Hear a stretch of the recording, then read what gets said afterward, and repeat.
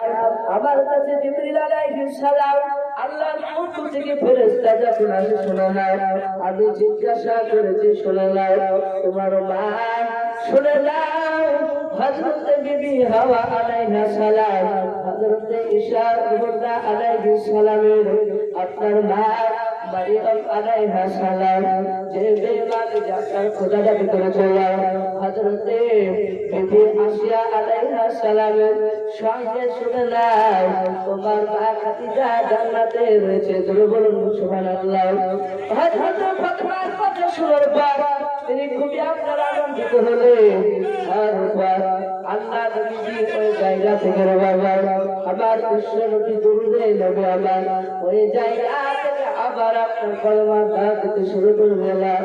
কলমা দান দেওয়ার পর আমার বিশ্ব নবীজি আবার যখন আপনার বাড়িতে চলে আসলেন, আসার পর হযরত ফাতেমা জোহরা রাদিয়াল্লাহু তাআলা আনহা জীবনে পাওয়া যায় ফাতেমা যখন আপনার 16, 17, 18 বছর যখন আপনার বয়স হয়ে গেল, সেই সময় আপনার মক্কা বলে আরবের বাকি সেই বুকে আপনার অনেক জায়গা থেকে বাকি ফাতেমার আপনার বিবাহের প্রস্তাব আপনার আসতে শুরু করে দিলেন। সঙ্গে সঙ্গে অনেক সেই সময় শিক্ষিত বড় বড় বাবা সেই সময় আলেম ফাতেমা জোহরা কে বিবাহ করার জন্য তারা আপনার পয়গম দিলে, তবু বিশ্ব নবীজি কোন আপনার যুবকের মতামত বাকি গ্রহণ করেনি। কিন্তু হযরত আবু বকর আর হযরত ওমর রাদিয়াল্লাহু তাআলা আনহু দুজন সাহাবা ডাকতে বললেন, আলী, এই নবী সাহাবা আলী, আমার মনে হয় তোমার বিশ্ব নবী মুহাম্মদ রাসূলুল্লাহ সাল্লাল্লাহু আলাইহি ওয়াসাল্লামের বিবি ফাতেমা আছে, তাকে তুমি বিবাহ প্রস্তাব দিয়ে দাও। হযরত আলী বলছেন, ওগো আবু বকর ওমর, শুনে দাও, নবীজির জামাই হওয়া অত সহজ নয়। ফাতেমা, আমি স্বামী হওয়া অত সহজ নয়। হযরত আলী বলছেন। সঙ্গে সঙ্গে হযরত আলী রাদিয়াল্লাহু তাআলা আবু বকর ওমর দ্বিতীয়বার বললেন, ওগো আলী, শুনে নাও, তুমি দাও না নবীজিকে একবার পয়গম পাঠিয়ে দাও অন্য মানুষের দ্বারে, নাহলে তুমি সরাসরি ডাইরেক্ট বলো। আচ্ছা বলেন, আপনাদের গ্রামে ধরে দিন আমি একটা মেয়ে দেখতেছিলাম, মেয়ের বাপকে কি ডাইরেক্ট কথা বলতে পারবো? বলো, আপনার মেয়ের সাথে আমার বিবাহ বলতে পারবে? পারবে না, লজ্জা লাগবে। হ্যাঁ, এখানে যে কোনো একজন মুরব্বী ব্যক্তি, তাকে যদি বলি যে বাপ আব্দুল করিমের মেয়েটা পছন্দ হয়েছে, জিজ্ঞাসা করলাম মেয়ের বাপের ঠিকানা, আপনার নাম, মেয়ের বাপের নাম দিয়ে আপনার বলে পাঠালাম, সেটা ঠিক আছে। তো সেই সময় হযরত আলী তিনি খুবই লজ্জা পাচ্ছেন। আবু বকর ওমর বলছেন, এই আলী, যাও। সঙ্গে সঙ্গে হযরত আলী রাদিয়াল্লাহু তাআলা ওই জায়গা থেকে আপনার ওমর আর আবু বকরের কথা অনুযায়ী আপনার নবীজির বাড়িতে প্রবেশ করলেন। বলুন সুবহানাল্লাহ। বাড়িতে যখন প্রবেশ করেছে হযরত আলী লজ্জায় কোনো কথা বলতে পারেনি। নবীজি বসে আছেন, হযরত আলী বসে আছেন। নবীজি আমার আলীর চেহারার দিকে তাকিয়ে নবীজি বলছেন, আলী, তুমি যে কোনো উদ্দেশ্য নিয়ে এসেছো নাকি? কোন উদ্দেশ্য আছে তোমার? হযরত আলী রাদিয়াল্লাহু তাআলা আনহু আপনার কোনো কথা আপনার বললেন না। আমার বিশ্ব নবী বলেন, ওগো আমার সাহাবা আলী, শুনে নাও, আমার বিশ্ব শুনে নাও, আমার কলিজা পুত্রা বিবি ফাতেমাকে তুমি কি বিবাহ প্রস্তাব নিয়ে এসেছো? বললাম। হযরত আলী রাদিয়াল্লাহু তাআলা আনহু ডাক দিয়ে বলল, জি হ্যাঁ। আল্লাহর নবী বলেন, আলী, শুনে দাও, তোমার সঙ্গে আমার ফাতেমার বিবাহ দিব, কিন্তু তোমার কি দেনমোহর পরিশোধ করার মতো তোমার ক্ষমতা আছে কি? বললাম। হযরত আলী ডাক দিয়ে বললেন, আল্লাহর নবীজি, আমার কাছে একটা ঘোড়া রয়েছে আর একটা অস্ত্র রয়েছে। আল্লাহর নবী বললেন, ওগো আমার শুনে নাও আলী, ওই অস্ত্রটা তুমি বাজারে চলে যাও, বিক্রি করে নে, বিক্রি করার পর টাকাটা নিয়ে চলে আসবে, আর ওই ঘোড়াটা তোমাকে বিক্রি করা হবে না। যদি ওই ঘোড়াটা রাখলে হয় ইমান কাফিরদের সঙ্গে আমরা যুদ্ধ করতে পারবো। হযরত আলী রাদিয়াল্লাহু তাআলা আনহু ওই সময়তে আপনার ওই কুরবানটা আপনার যখন বাজারে নিয়ে গেলেন, সেই সময় আপনার কুরবানটা যখন আপনার বেচলেন, ওটার পর হযরত আলী রাদিয়াল্লাহু তাআলা আনহু সেই সময় বিশ্ব নবীর কাছে আসার পর টাকাটা দিয়ে দিলেন। হযরত বিশ্ব নবী আমার আবু বকর আর ওমরকে আর হযরত বিলাল রাদিয়াল্লাহু তাআলা আনহু ওই সাহাবাকে লক্ষ্য করে বললেন, যাও এখনই সবার পাত্র তোমরা নিয়ে আসো। হযরত ফাতেমা জোহরা রাদিয়াল্লাহু তাআলা আনহুর জীবন পাওয়া যায় অনেক বড় ঘটনা। হযরত আলী রাদিয়াল্লাহু তাআলা আর হযরত ফাতেমার সন্তান বিবাহ হয়ে গেল। বিবাহের পর হযরত বিশ্বনবী জনাব মুহাম্মদ রাসূলুল্লাহ সাল্লাল্লাহু তাআলা আলাইহি ওয়াসাল্লাম ওই জায়গা থেকে আবার আপনার তায়েফ নগর বলে নাই, আপনার মদিনায় আপনার কলেমার দাওয়াত দিতে শুরু করলেন। আবার ফাতেমার বাড়িতে প্রবেশ করলেন। হযরত ফাতেমা জোহরা রাদিয়াল্লাহু তাআলা আনহা আমার বিশ্ব নবীজির যে সময় তার ইন্তিকাল হবে, ওই সময় হযরত ফাতেমা জোহরা চোখে আপনার পানি আপনার ঝরতে শুরু করে দিলেন। আল্লাহ নবী বলেন, মা ফাতেমা তুমি আর কান্না করবে না।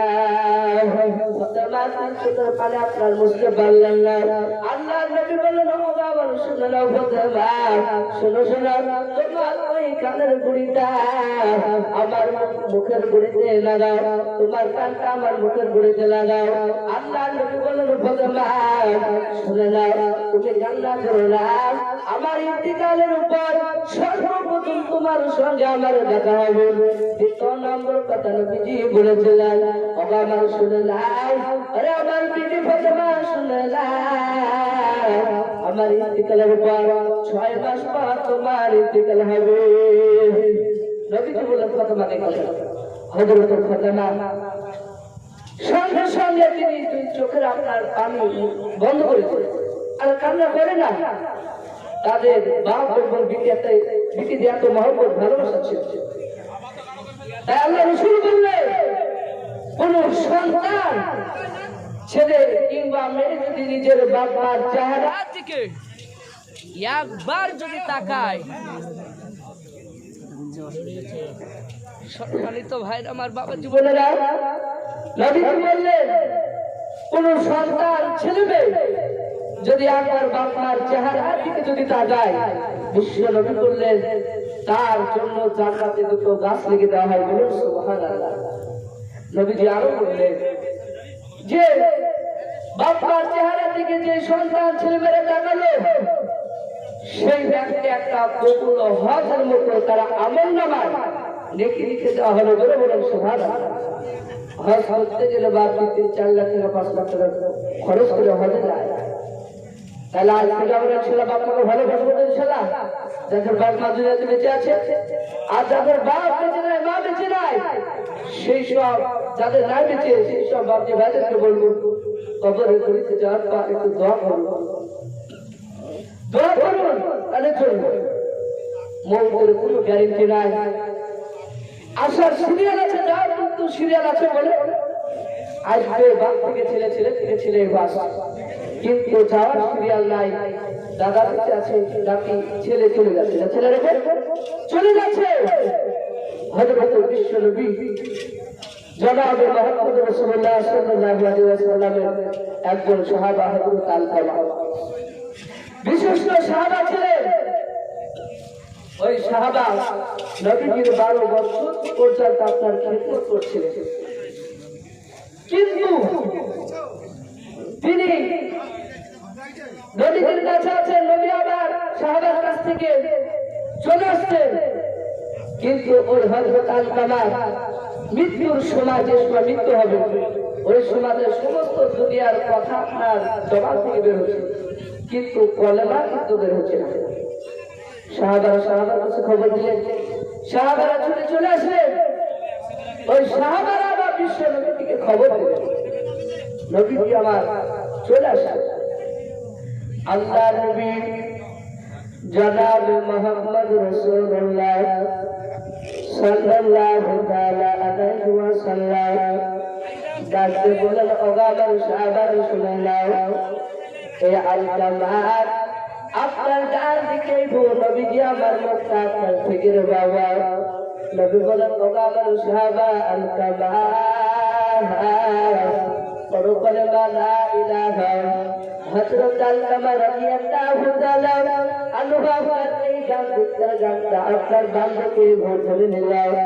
আল্লাহ নবী যে বান্ধবটার কানের ঘড়িতে বসলাম। আল্লাহ নবী বলেন, আলকামা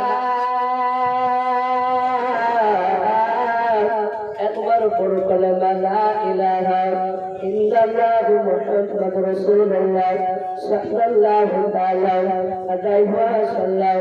সঙ্গে সঙ্গে আলকামা আপনার বাম দিক থেকেই আপনার করে দিলাম। কলেমা তিনি পড়লেন।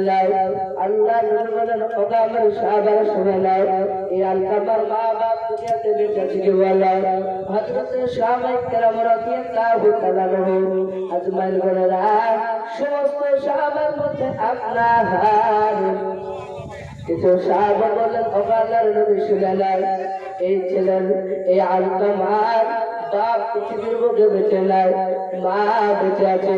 বলে তাই? বলে হ্যাঁ। আল্লাহ নবী বলেন, ওগো আমার সাহাবারা, ওই আলকামার মাকে হয়তো নিশ্চয় দুঃখজনক কথা বলেছে, না হলে কেন কলেমা নসিব হবে না, পড়বে না কেন? হযরত বিশ্ব নবী বলেন, ওগো আমার সাহাবায়ে কেরাম শুনে নাও, যাও আলকামার মাকে তোমরা ডেকে নিয়ে আসো। আলকামার মাকে আপনার ডেকে আনলেন। আল্লাহ নবীজি আলকামার মার সম্মুখে ডাকতে বলেন, ওগো নবীজি শুনে নাও সাহাবার মা, ওগো আলকামার মা, আপনার সন্তান আপনাকে কি দুঃখ দিয়ে কথা বলেছে বলা? দুই চোখে আপনার আলকামার আপনার মা, দুই চোখে আপনার পানি ঝরতে লাগলো। আল্লাহ নবীজি ডাকতে বলেন, ওগো আলকামার মা, আপনাকে কি দুই শুনে নেন, আপনাকে কি আঘাত দিয়ে কথা বলেছে? আপনার এই আলকামার কলিজা টুকরা সন্তান আলকামার মা কান্না করতে করতে বলেছিল, ওগো আল্লাহর নবীজি শুনে নেন, আমার সন্তান আমাকে দুঃখজনক কথা বলেছে, আঘাত দিয়ে কথা বলেছে। আল্লাহর নবী বলেন, ওগো আমার সাহাবারা শুনে নাও, সেই জন্য হযরত আলকামার জবান থেকে কলেমা বের হচ্ছে না। আবার নবী বলেন, ওগো আলকামার মা, আপনার সন্তানকে আপনি ক্ষমা করে দেন। হযরত আলকামার যুবক দুঃখীর মা ডাকতে বলেন, ওগো আল্লাহর নবী শুনে নেন, আমার সন্তানকে আমি কোনোদিনে ক্ষমা করব না। অনেক দেখুন বাবা, অনেক ছোট আপনার ছেলে মেয়েরা বাবা, অনেক বাপ দিয়ে আপনার দোষ করে, ওই দোষ করার কারণে বাপ মায়ের আগান্বিত অবস্থায় বাবা ওই ছেলেটাকে ওই মেয়েটাকে বাপ মায়ে মারে, কিন্তু পরিবর্তকালে পরে আপনার ওই বাচ্চাটা ছিল না ছিল না, বাপ মায়ে আপনার খোঁজ নেয়। হযরত আলকামা রাদিয়াল্লাহু তাআলা আনহুর জন্ম মা বলে, নবী আমি ক্ষমা করব না। আল্লাহ নবী বলেন, ক্ষমা করবে না? বলে না, ক্ষমা করবে না, জাহান্নামে চলে যাবে। আমার বিশ্ব নবীজি এই কথা যখন বললেন, আল্লাহ তরফ থেকে আপনার হুকুম হলো। আর আলকামার মা ডাকতে বলেন, ওগো আল্লাহর নবী, আমার সন্তান জাহান্নামে চলে যাক, তাতে আমার কোনো আপত্তি নাই। সঙ্গে সঙ্গে আল্লাহর তরফ থেকে আপনার হুকুম হলো, এক জায়গায় আপনার কাঠ আপনার জোগাড় করা হলো। ওই সময় আপনার আগুন দিয়ে হযরত আলকামাকে নিজের মার সম্মুখে আপনার পুড়ে মেরে দেওয়া হবে। সঙ্গে সঙ্গে বাবা দেখবেন, আপনার বাপ মার কাছে আমরা দোষী যখন দোষ করি, সেই সময় বাপ মা রাগে সহ্য না করতে পেরে বাবা অনেক গালাগালি দেয়, পরে কিন্তু ক্ষমা করে দেয়।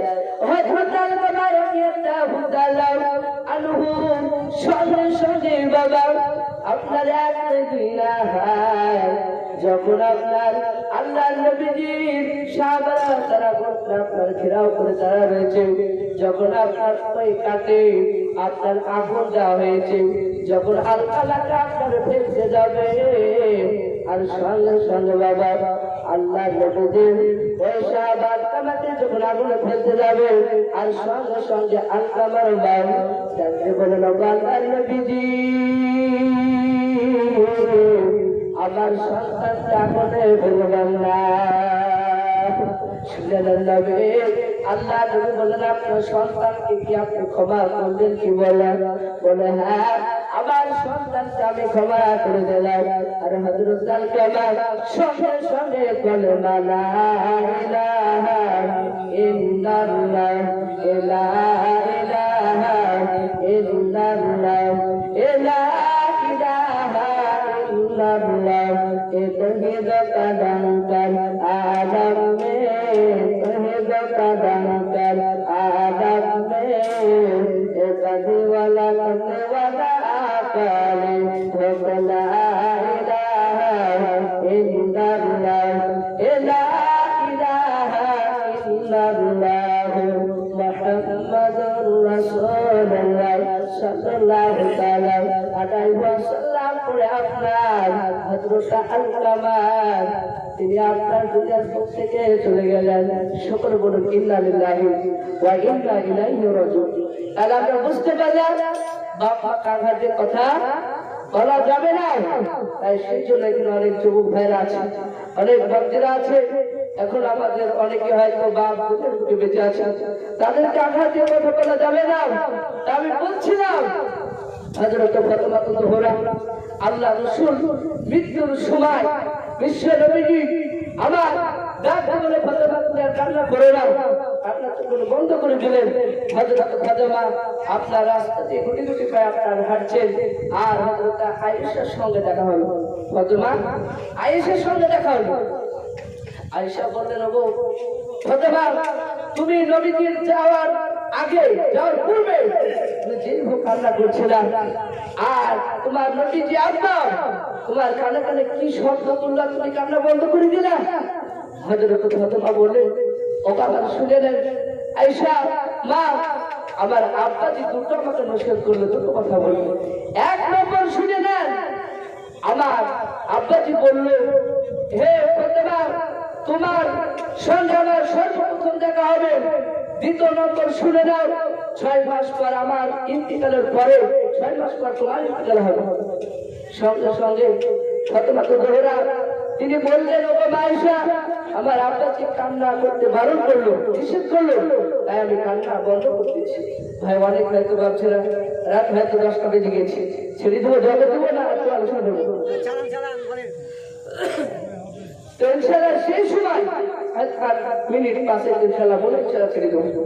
তো সেই সময়তে আমার বিশ্ব নবীজি আপনার বিটি ফাতেমা কান্না বন্ধ করে দেওয়ার পরই সঙ্গে সঙ্গে সামনে থেকে আপনার ধাপ বাড়িয়েছে, সঙ্গে সঙ্গে আল্লাহর নবীজি দুনিয়ার মুখ থেকে ইন্তিকাল করলেন। সকল বলুন ইন্না লিল্লাহি ওয়া ইন্না ইলাইহি রাজিউন। ভাইরা আমার, বাবা জীবনেরা আমার নবী আমার তার কলিজার টুকরা টুকু ফাতেমা আপনার সামনে দিক থেকে বাবা যখন এই ভূপৃষ্ঠ থেকে ঘুরে থাকে বাবা দেখলেন জন্ম তিনি জন্মদাতা পিতার দুনিয়াটার মধ্যে আপনার বেঁচে নাই, দুনিয়াটার বেঁচে নাই। ফাতেমা জোহরা রাদিয়াল্লাহু তাআলা আনহা আমার সঙ্গে সঙ্গে নিজের আব্বাকে আপনার কয়েকবার আওয়াজ দিয়ে ডাকতে শুরু করে দিলেন। ডাকতে বললেন, আব্বা আব্বা বলে আওয়াজ দিতে লাগলেন, কিন্তু নবী দুনিয়ার মধ্যে বেঁচে নাই। আল্লাহ নবীজির বিটি ফাতেমা আবার কতবার আওয়াজ দিতে লাগলেন, ডাকতে বললেন, আব্বা আপনি দুনিয়াতে আমাকে রেখে চলে গেলেন।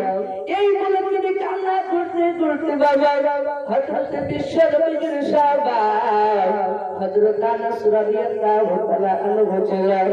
ওই আনাস আল্লাহর নবীজিকে বাবা তিনি আবার নিয়ে চলে গেলেন। যার পর গোসল করে দেওয়ার পর আল্লাহর নবীজিকে আপনার কাফন করে দিলেন হযরত আনাস রাদিয়াল্লাহু তাআলা আনহু। ওই সময় ফাতেমা আপনার হযরত আনাসের সঙ্গে প্রথমবার আপনার দ্বিতীয়বার দেখা হলো। আল্লাহর নবীজির কলিজা টুকরা বেটে ফাতেমা ডাকতে বলেন, বলো বলো আমার আব্বা জানতে তুমি কোন প্রাণে মাটি দিলে বলা। হযরত আনাস চুকি দিয়ে পানি আপনার ধরতে শুরু করে দিলেন। আনাস হাজার বলেন, বাবা আমার শুনে নাও নবীজির বেটে ফাতেমা, আল্লাহ কোরআন থেকে বলেছেন কুল্লু নাফসিন যায়িকাতুল মাউত, যা যাবে তার মৃত্যুর স্বাদ গ্রহণ করতে হবে। শুনে নাও এই দুনিয়ার পর থেকে সকলকে চলে যেতে হবে। ওরে আমার শুনে নাও নবীজির বেটে ফাতেমা, তুমি কান্না করো না। তবু ফাতেমার কান্না বন্ধ করতে পারলো না। আল্লাহ নবীজির কলিজার টুকরা বেটে ফাতেমা কিনে যায় হযরত আলী রাদিয়াল্লাহু তাআলা আনহু। হযরত বিশ্ব নবীজির আপনার জামাই আলী ছিল আল্লাহ নবী জনাব মুহাম্মদ রাসূলুল্লাহ সাল্লাল্লাহু তাআলা আলাইহি ওয়াসাল্লাম। সেই সময় আমার নবীজির বেটি ফাতেমা আর নবীজির সাহাবা আনাস ওই জায়গা থেকে আপনারা চলে আসলো। আসার পর ফাতেমা তো জোরে সঙ্গে আলীর দেখা হলো। হযরত আলী ডাকতে বলেন, ও আমার বিবি ফাতেমা, তুমি এই কান্না তুমি করো না। কয়েকবার হযরত আলী নিষেধ করলেন, কাকে? ফাতেমাকে কান্না করতে নিষেধ করলেন।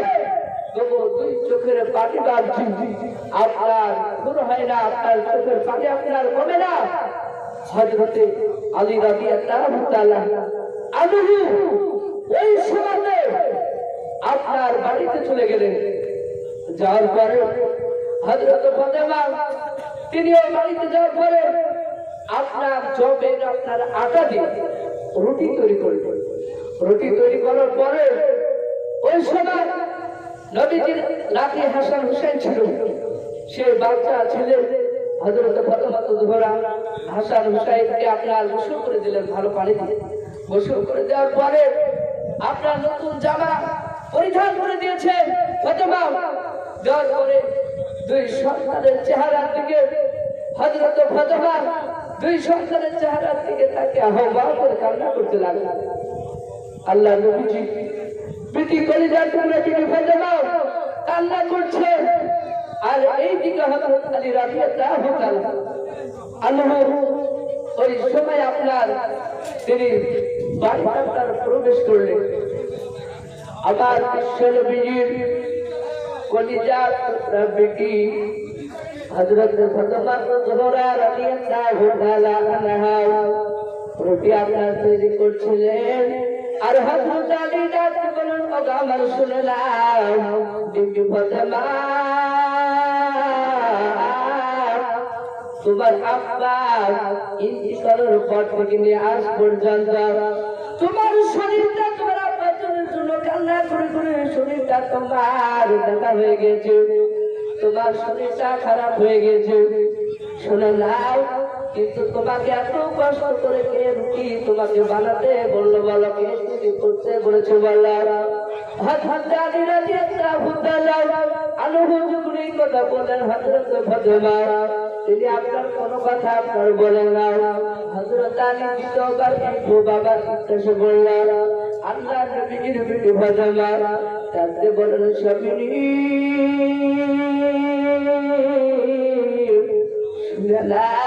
আমি আজ রাত্রে বেলা স্বপ্ন দেখলাম আমার আব্বাজি বলেছে ফাতেমা আমি তোমার জন্য আমি অপেক্ষা করছি, তুমি তাড়াতাড়ি চলে আসো।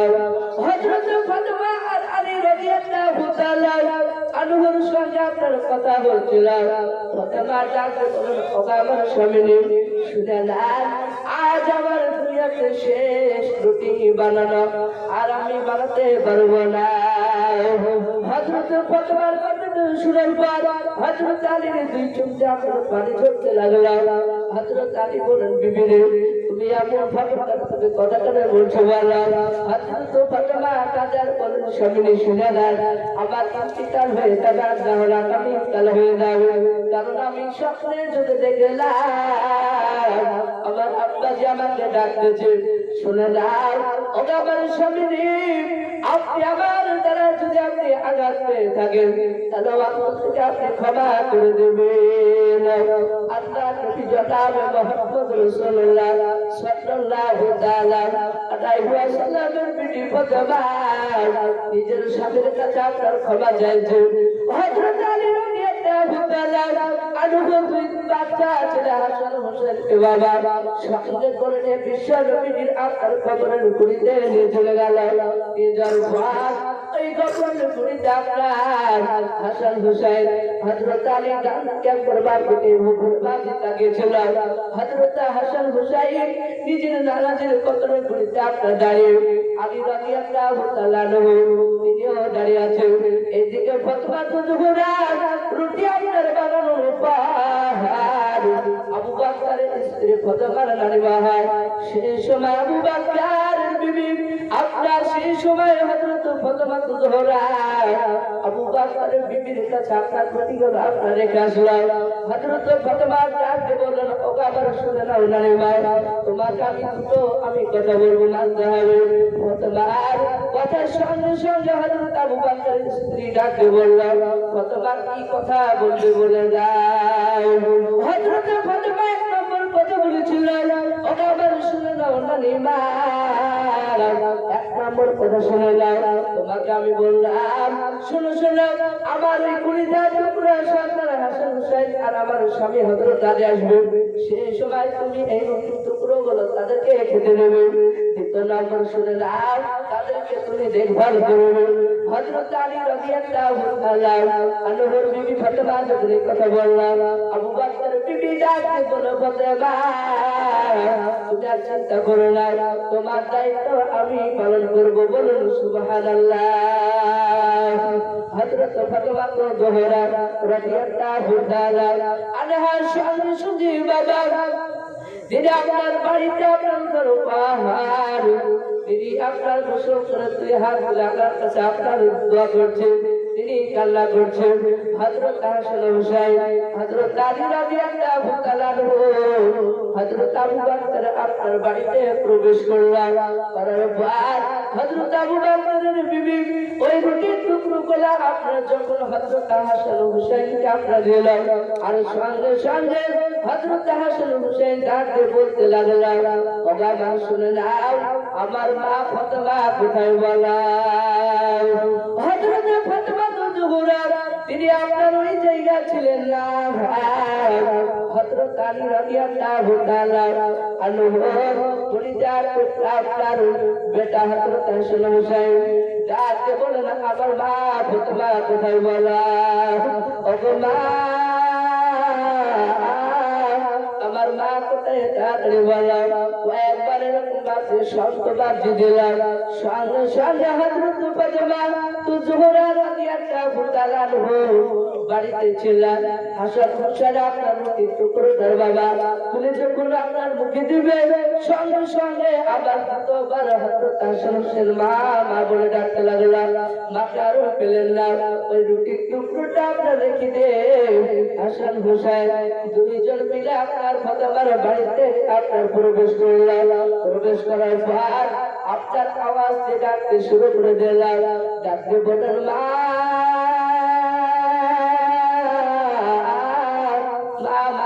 আওয়াজ দেয় হযরত ফাতেমা তিনি হাসান হোসেনের আপনার আওয়াজে সাড়া দিল হযরত হাসান হোসেন দুই ভাই ফাতেমার গলা ধরে বাজি কান্না করতে লাগলেন কাঁদতে বললেন মা আমার কাছ থেকে কেন তুমি দূরে দাঁড়াতে বলাও তুমি আমি একসঙ্গে রুটিগুলো খাওয়া দাওয়া করবো কিন্তু তুমি কেন ওই জায়গা থেকে আবু বকরের বাড়ি থেকে কেন তুমি এত দূরত্ব বলা হযরত ফাতেমা তিনি কোনো কথা বললেন না দুই চোখ দিয়ে ফাতেমার পানি আপনার করতে লাগলেন ফাতেমা ডাকতে বলল বাবা তোমরা কান্না করো না যাও দ্বিতীয়বার তোমার নানাজির কবরটা তুমি আবার দ্বিতীয়বার তুমি যার উপর আসো সঙ্গে সঙ্গে আপনার দুটো সন্তানকে আবার দ্বিতীয়বার পাঠিয়ে দিলেন।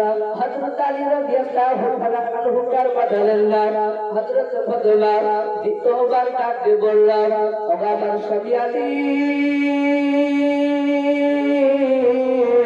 শুনেন, আপনি আপনার সঙ্গে আমার বিবাহের পর থেকে আজ পর্যন্ত যদি আপনি আঘাত পেয়ে থাকেন তাহলে আপনি আমাকে উমর থেকে মাফ করে দেন। হযরত আলীর দুই চোখ দিয়ে পানি ঝরছে। হযরত আলী ডাকতে বললেন, বিবি শুনে নাও, তুমি তোমার হয়তো পূর্ণাঙ্গ হক আমি আদায় করতে পারি না। ওরে বিবি ফাতেমা, আমার দ্বারা যদি তুমি আঘাত পেয়ে থাকো তাহলে তুমি আমাকে হস্ত থেকে মাফ করে দাও। তাদের ছিল সংস্কৃতি। আজ আমাদের আপনারা এই যে তোহরায় লোক আছে, মানুষ আছে, আপনারা কেউ বলতে পারবেন যে আমার বিবির কাছ থেকে আমি ক্ষমা চাইছি কোনোদিন? পারবেন বলতে? পারবেন? কেউ বলতে পারবো না। কিন্তু ক্ষমা চেয়ে নেওয়া দরকার, উচিত। মৌতের কোনো গ্যারান্টি নাই। আল্লাহ রাসূল সাল্লাল্লাহু আলাইহি ওয়াসাল্লাম তার বিবি ফাতেমার আলীর সাথে এত মহব্বত ভালোবাসা ছিল।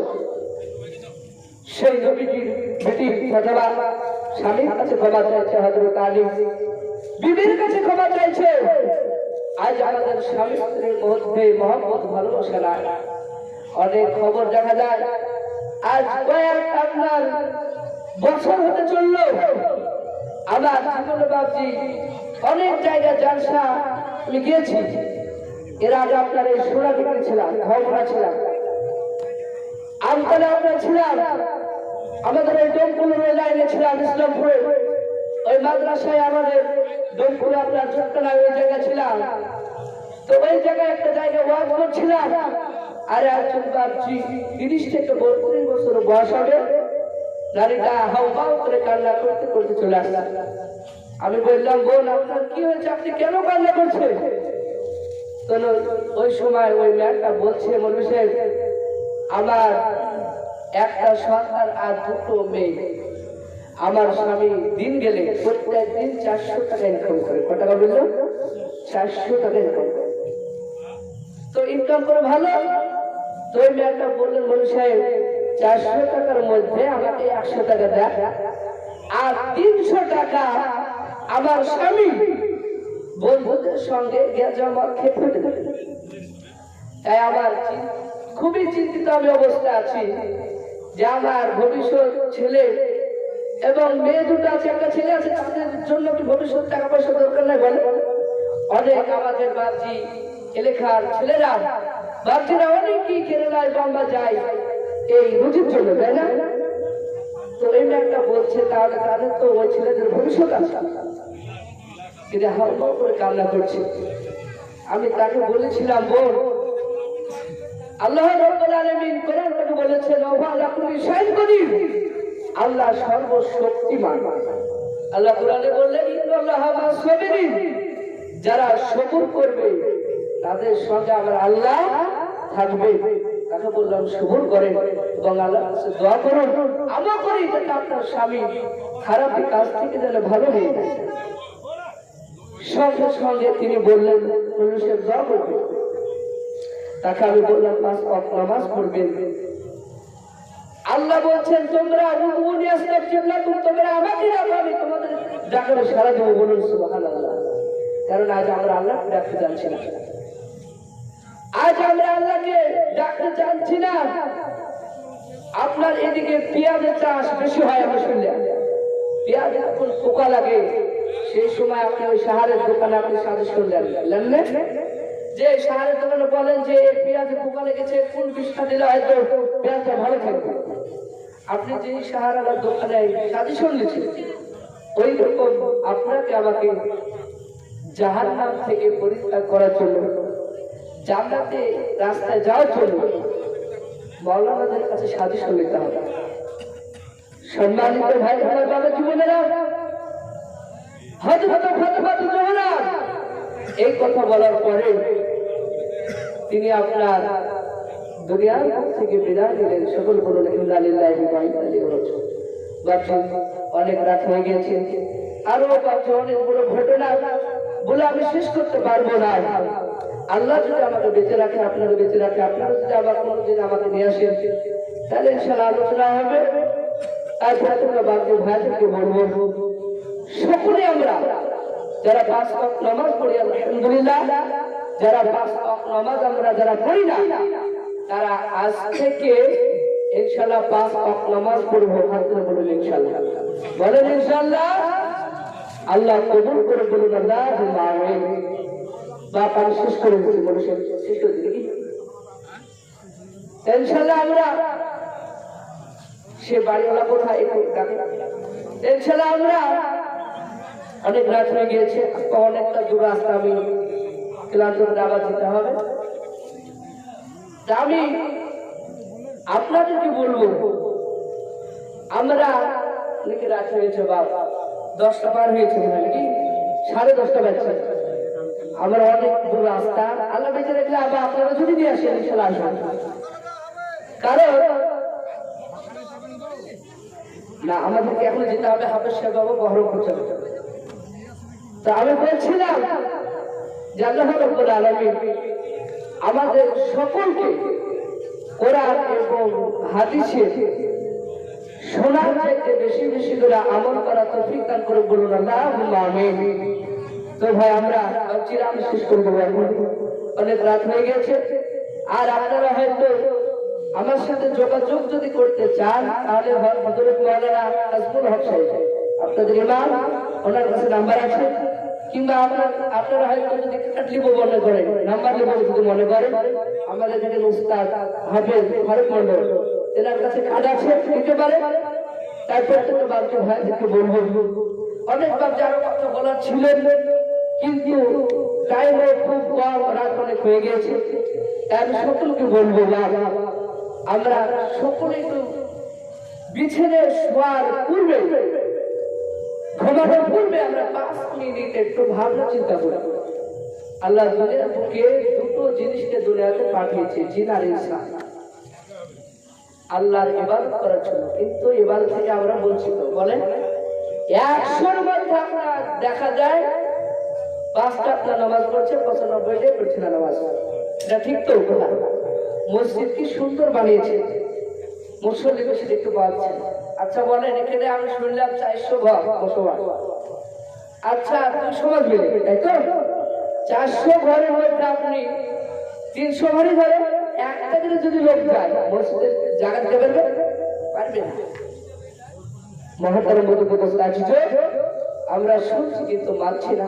আল্লাহ কোরআন মধ্যে বলেছেন, ইয়া আইয়ুহাল্লাযীনা আমানু ওয়া আনফুসাকুম ওয়া আহলিকুম নারা ওয়া কুদুহান নাস ওয়াল হিজারা। আল্লাহ বলেন, হে ঈমানদারগণ, তোমরা নিজে জাহান্নাম থেকে বাঁচো এবং তোমার আহালকে বাঁচাও। আহালকে বাঁচাও, আর জাহান্নাম খুব ভয়ঙ্কর জায়গা।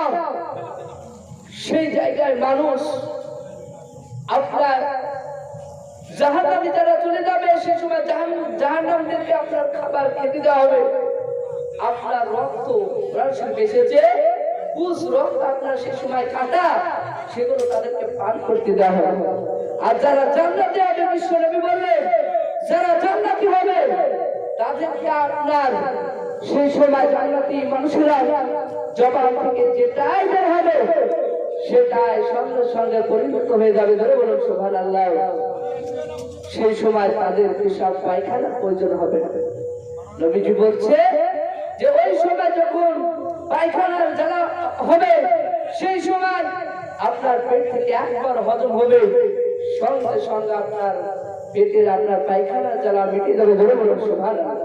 একবার আপনার ঢেকুর পেটের জ্বালা আপনার কমিয়ে যাবে, মিটিয়ে যাবে। পেশাবের জ্বালা আসবে, একবার নয়, আপনার শরীর থেকে ঘাম বের হবে, সঙ্গে সঙ্গে আপনার পেশাবের জ্বালা মিটে যাবে। ধরে বলুন সুবহানাল্লাহ।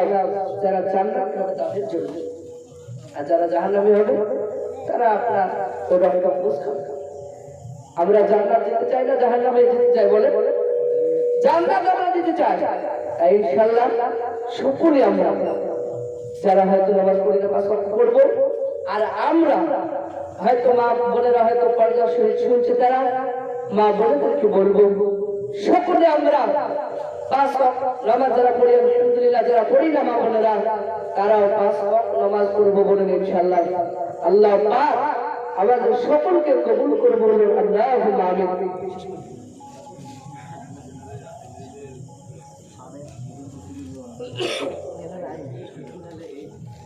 হ্যাঁ, তো আমি ইনশাআল্লাহ আখির একটু অন্তর রাখি নিয়েছি, একটু দোয়া করে ছেড়ে দিই, কেউ হুজুর একটু কথা বলুন ইনশাআল্লাহ। আপনারা দোয়া করেছেন, ঠিক আছে?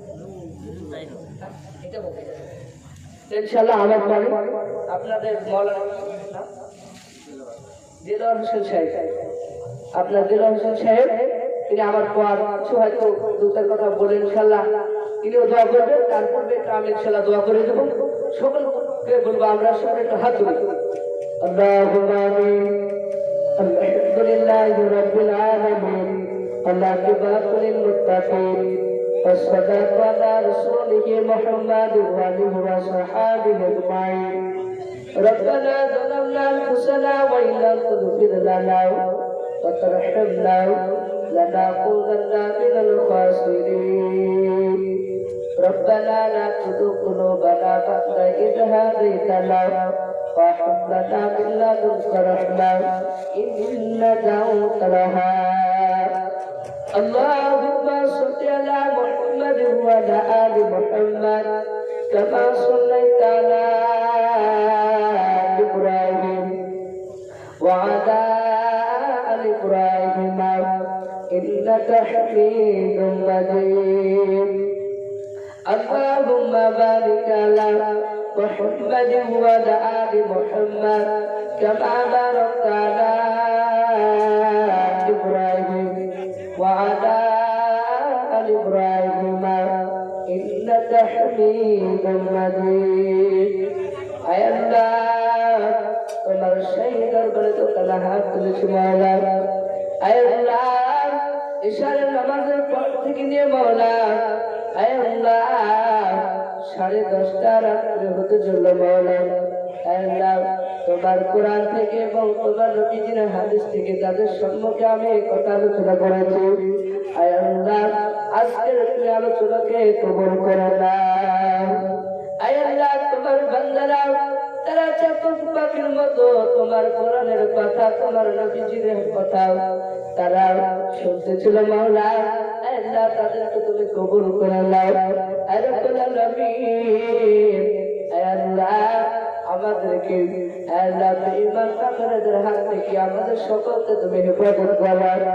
আয় রব্বুল আলামিন, আয় গ্রামের মাওলানা আল্লাহ নাজমুল হক সাহেব, আল্লাহ তাকে তুমি আল্লাহ উচ্চ মাকাম খুলে দান করো।